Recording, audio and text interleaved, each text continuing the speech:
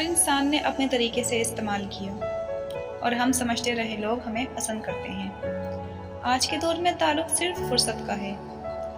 लोग आपसे सिर्फ इतना ही प्यार करते हैं जितना वो आपको इस्तेमाल कर सकते हैं। जहाँ फ़ायदे रुक जाते हैं वहाँ ताल्लुक ख़त्म हो जाता है। रिश्तों का एक रूप मतलब परस्ती भी है।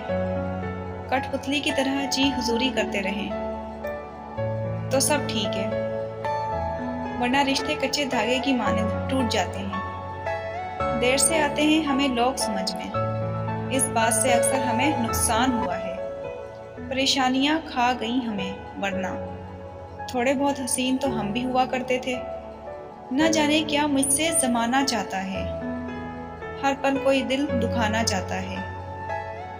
न जाने क्या झलकता है मेरे चेहरे से, हर शख्स मुझे ही आजमाना चाहता है।